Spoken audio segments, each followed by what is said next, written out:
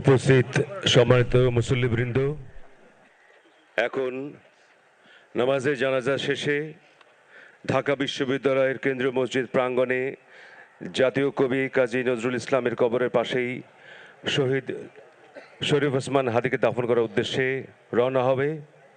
কফিনবাহী গাড়িকে যাবার পথ করে দিতে সহযোগিতা করার জন্য আপনাদের বিনীতভাবে অনুরোধ জানাচ্ছি। শহীদ হাদির কফিন বহনকারী গাড়ি না যাওয়া পর্যন্ত আপনারা সবাই নিজ নিজ জায়গায় অনুগ্রহপূর্বক অবস্থান করবেন। আপনাদের কাছে এই বিনীত অনুরোধ রইল।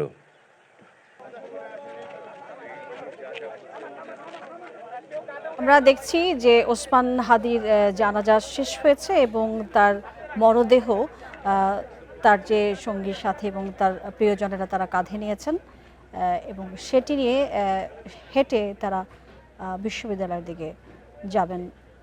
হয়তো আমরা দেখছি অসংখ্য মানুষের ঢল, লাখ লাখ মানুষের ঢল। কথা বলেছেন ধর্ম উপদেষ্টা এবং কথা বলেছেন ইনকিলাব মঞ্চের সদস্য সচিব আব্দুল্লাহ আল জাবের।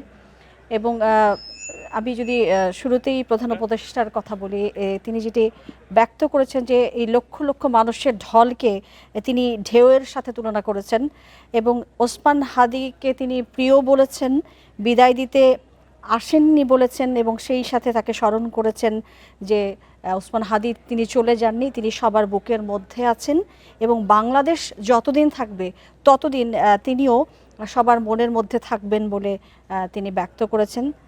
আমরা এবারে চলে যাব, সহকর্মী বনি ইবনে কামাল আছেন সংসদ প্লাজায়, তার কাছ থেকে জানবো জানাজার পর এই মরদেহ বহন করে কাঁধে বহন করে যারা নিয়ে যাচ্ছেন সার্বিক পরিস্থিতি। বনি ইবনে কামাল, আপনি আমাকে শুনতে পাচ্ছেন? জি, আমি শুনতে পাচ্ছি আপনাকে। বনি ইবনে কামাল, আমরা দেখছি যে সবাই কাঁধে করে ওসমান হাদির মরদেহ নিয়ে যাচ্ছেন, সেটি কি তারা হেঁটে নিয়ে যাবেন নাকি মরদেহ বাহি ফ্রিজিং অ্যাম্বুলেন্সেই নেওয়া হবে? আমরা অ্যাম্বুলেন্সটি দাঁড়ানো অবস্থায় দেখছি, কি তথ্য রয়েছে আপনার কাছে?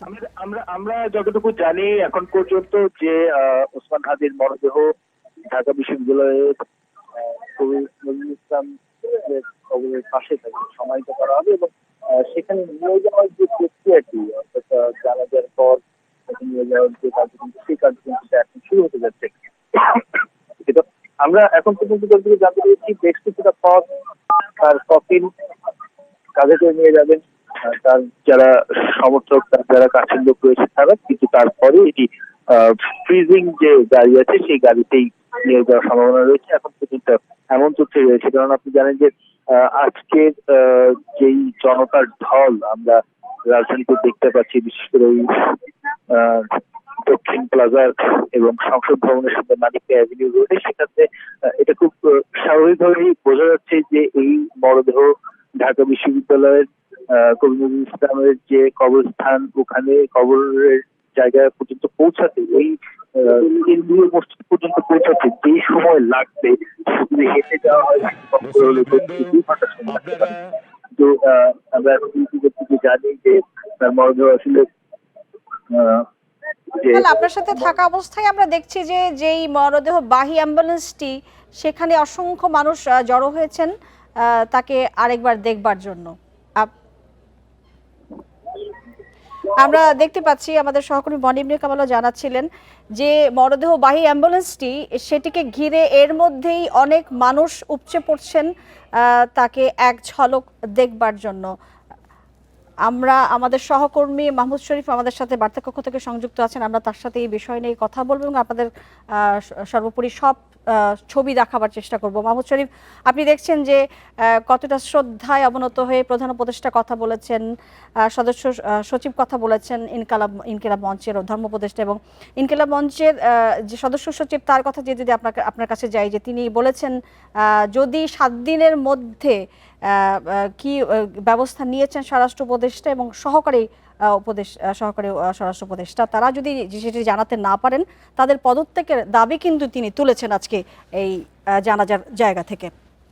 দেখুন, ওসমান হাদি কতটা জনপ্রিয় হয়ে উঠেছিলেন অল্প কিছুদিনের মধ্যে, তা আমরা আজকে এই নামাজে জানাজাতেও লক্ষ্য করলাম। লাখো মানুষের উপস্থিতিতে ওসমান হাদির নামাজ জানাজা অনুষ্ঠিত হলো। রাষ্ট্রের সর্বোচ্চ ব্যক্তি, প্রধান উপদেষ্টা থেকে শুরু করে সব দলের জ্যেষ্ঠ নেতাদের উপস্থিতিতে সর্বসাধারণের মানুষের ভালোবাসায় সিক্ত হয়ে তিনি বিদায় নিচ্ছেন আমাদের মাঝ থেকে।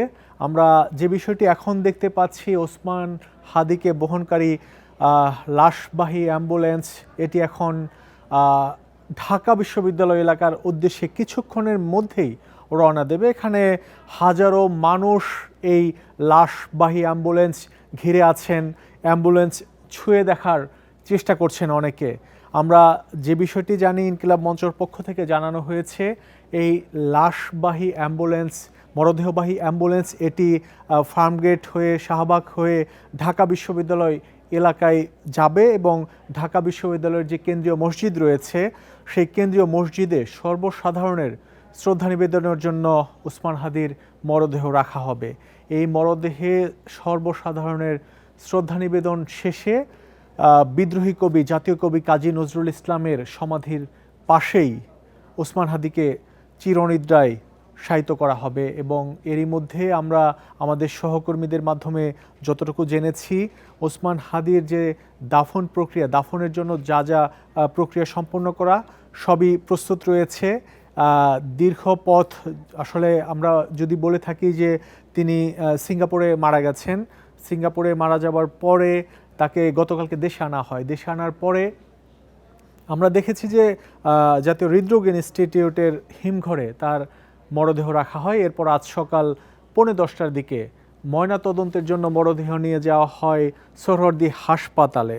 সোহরাওয়ার্দী হাসপাতালে প্রায় ঘণ্টাখানেক সময় লাগে তার ময়নাতদন্ত সম্পন্ন করতে। এরপরে আমরা দেখেছি ময়নাতদন্ত সম্পন্ন শেষে আবারও জাতীয় হৃদরোগ ইনস্টিটিউটের হিমঘরে ওসমান হাদির মরদেহ নেওয়া হয়।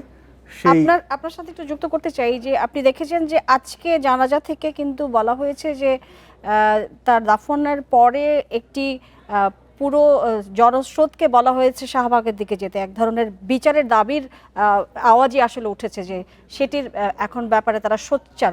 তাকে বিদায় দিচ্ছেন, কিন্তু সেই তার যে বিচারের বিষয়টি নিশ্চিত করবার জন্য আমরা একটি প্রতিবাদী কণ্ঠস্বর আমরা আজকে দেখেছি।